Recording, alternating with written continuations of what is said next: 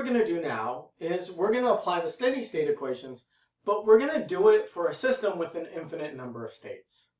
And so for the particular problem that we're looking at, let's pretend we're playing this game where you start off with 0, all right? And we're going to flip a coin. And this coin might be unfair or fair. And with probability P, you win a penny. Okay? And that keeps happening, right? So if you have 1 penny, you flip again, right? Maybe you get another penny, you flip again, maybe you get another penny. But the rule is, if you ever flip a penny and let's say get a tails, then you have to go right back to 0. All right, you have to start all over again. All right, so there are a lot of systems like this. You know, it's very problem dependent, but this is pretty common where like you keep advancing until something bad happens, and then you start over. Okay, you know, you could think of this as like, I think later on we'll talk about, you know, there are some animals that they talk about who are immortal, and what that means is not necessarily that you live forever, but your probability of death doesn't change. Okay? So on any given day, your probability of dying remains the same. And so here we can think about this as like, how many days will you live, right? So with probability P, you keep advancing. Now humans, our probability that we age an additional day changes with time, right? So as we get older, our probability of death actually goes up, right? In fact, and then when we're young, when we're very small and babies, our probability of mortality is actually high. So we sort of have this bathtub, right? But there are some animals that exhibit this property that their probability of death is the same over their whole life. All right? Later on, we're going to relate this to an exponential distribution. It's really neat. But for now, we're going to sort of pretend that we have this system. So again, we can think of this as, you know, your probability of death is the same each given day, or it's the same idea as like, well, you're flipping a coin, you either win a penny, or if you don't win, you know, you flipped heads, you win a penny, or if you didn't and you flip tails, you have to start all over again. You lose all your money. Okay. Okay. So this problem doesn't work as an eigenvalue problem. Okay. So let's pretend we could even create a P matrix. What would that P matrix look like? Well, we have a feedback of, so I should be clear. P is the probability of advancing. Q is the probability that you have to start all over, okay? And hopefully it sort of makes sense that Q is just equal to 1 minus P. So if P is 75% chance of advancing, then Q is 25%, okay, that you have to start all over. Okay, so if we were to pretend that maybe we could draw the matrix for this, well, what would it look like? It would be, it'd start with a Q, and then it'd have a P, 0, 0, and then it would be 0 all the way through. For state 1, it would be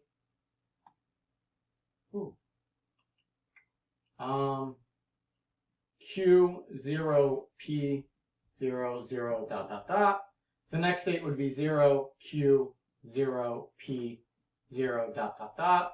And then 0, 0, Q, 0, P, 0, dot, dot, dot. And what you end up with is sort of these off diagonals, right? So P has a diagonal there, and Q has a diagonal there. Now, if theoretically you could live forever, you could make an infinite number of pennies. You know, it's certainly possible, right? But the problem is, if that's the case, you can't even type that into MATLAB or Octave or your calculator. But there actually ends up still being a steady state distribution. All right.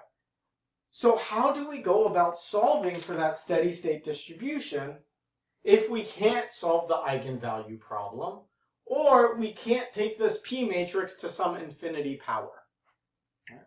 So what I'm going to show you is how we can actually solve the steady state problem for this Markov chain, just using the equations that we know with the one-step transition matrix. Okay. And so we're going to do the same thing that we did in the last video, right? Where we look at each state and we look at the flow of the probability coming into that state.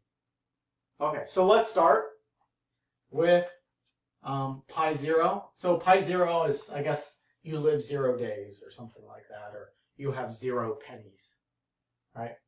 So that's just equal to q pi 0. So that's like you start at 0, you flip, and you got a tail, so you lost immediately, and you have to start all over, right? Or in the sort of mortality problem, this is like you know, let's say you're a fly, and you know your larvae hatches but dies immediately. Okay, so that's what this feedback Q sort of represents in some ways. Okay, so what's going into 0?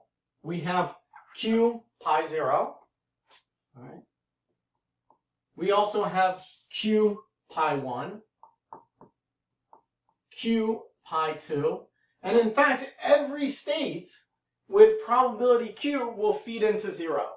And so this keeps going on infinitely. All right. Now let's write the equation for pi 1. All right. So what's going into state 1 right here? With probability P, we advance from state 0 into state 1, so we have the arrow. With no problem, that's the only probability that's actually going into state 1. Okay. We can look at state 2. All right. The only probability that's coming in is from state 1. Same thing with pi 3. And this sort of continues down the line so that for any state I, it's equal to P times pi I minus 1. So these are the equations that we have in terms of probability and the steady state. We also have one last one, which is to say the probability of being in any one state has to add up to 1. Now again, in our case, we have an infinite number of states, so we're going to add up an infinite number of numbers. All right. So the way that we can actually solve this problem is one of the easier ones. Sometimes they get crazy hard when you have sort of these infinite chains. Okay. But I'll show you how you solve this particular problem. There's no generalized way of doing it. Sometimes it can be quite hard. All right. So the way that we're going to do this is we're actually going to expand out this equation. Okay. So we're going to say 1 is equal to pi 1. All right. Now we need to add pi 2 plus pi 3 plus pi 4 and so forth. Now pi 1 we're just going to keep pi 1. Right?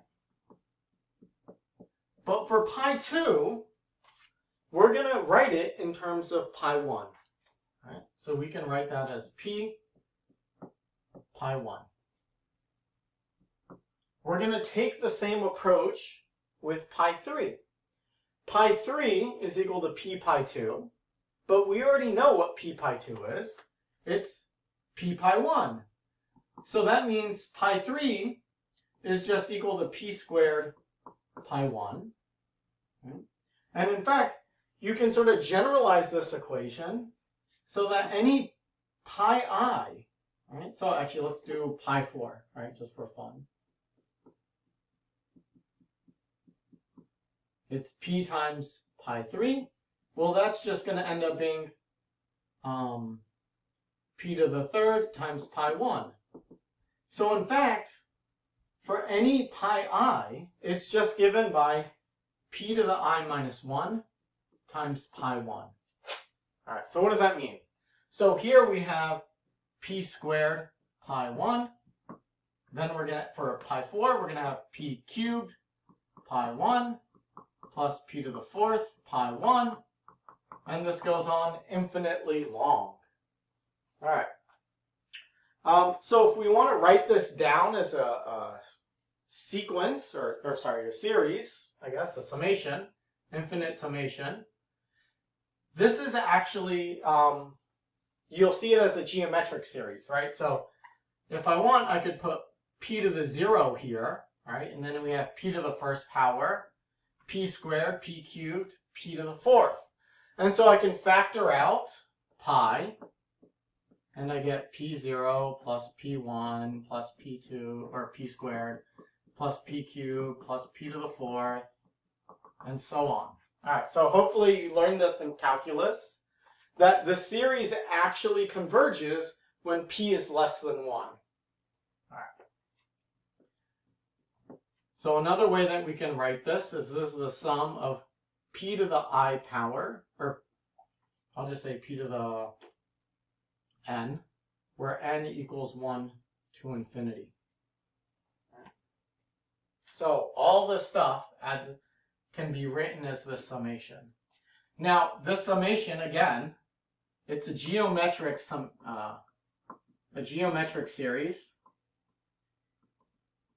right?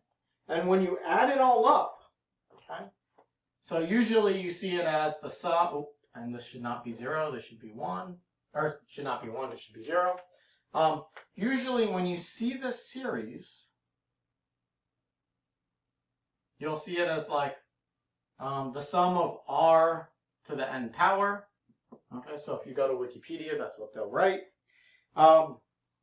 And this summation is just equal to 1 over 1 minus r. Okay. And we have pi 1 here. And this is still all equal to 1. Okay. So with that knowledge in hand,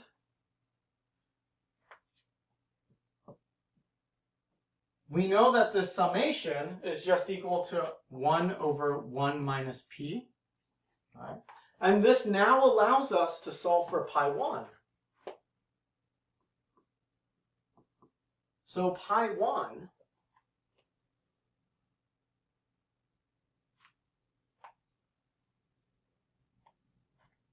is just equal to 1 minus p. Right. So now the question is, what's pi 2, pi 3, pi 4, and so forth. Right. So, erase this guy. We can just apply what we sort of deduced earlier. Okay, so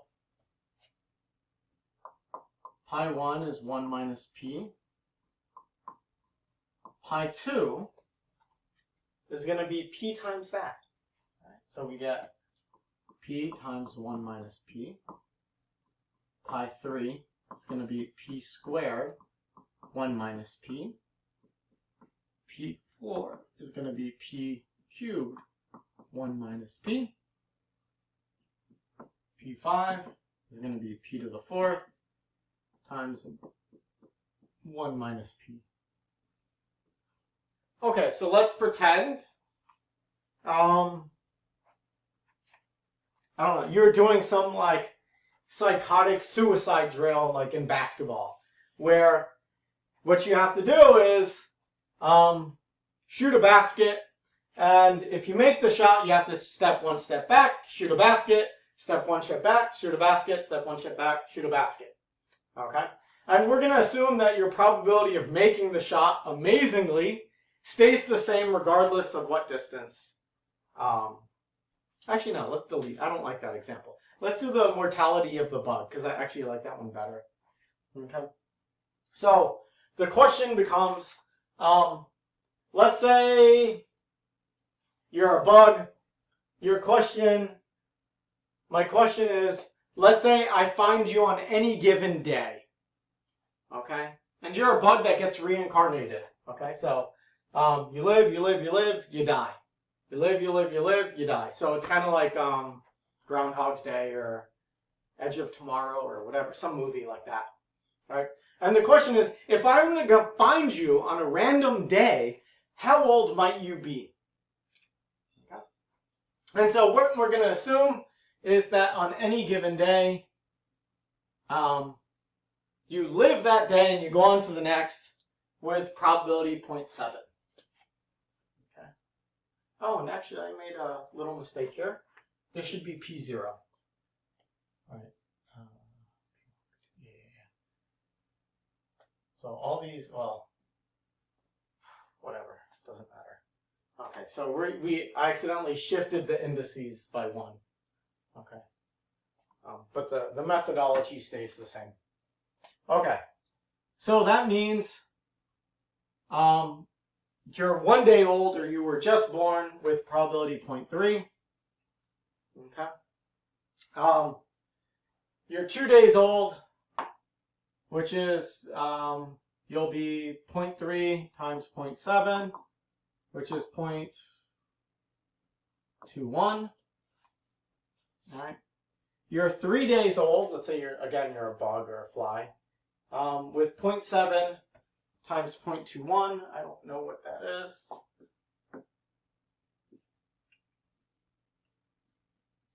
Yeah, 0.147. Let's do this. 49, 7, 28, 32.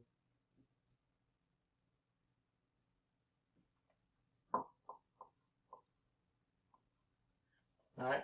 So if I find you on any given day with 10% chance you're 4 days old, and you can just go down this process. If you sort of look at what this graph looks like, it will look sort of something like this. Okay, and of course it converges with 0. So this is an example of a problem where we can't use sort of this matrix way of solving it with eigenvalues and stuff like that. We have to do something a little bit tricky. Okay, so this is sort of a fun problem. And again, I made a mistake. Here, this should have been pi 0, pi 1, pi 2, pi 3, pi 4. So just subtract. And then this should have been pi 0, pi 0, pi 0, pi 0, pi 0. Pi 0, pi 0, pi 0. Pi 0, pi 1, pi 2, pi 3, pi 4. But more or less, the math still works out sort of the same. Okay, so again, this is an example of how we can use our equations that we wrote before to solve for a steady state distribution.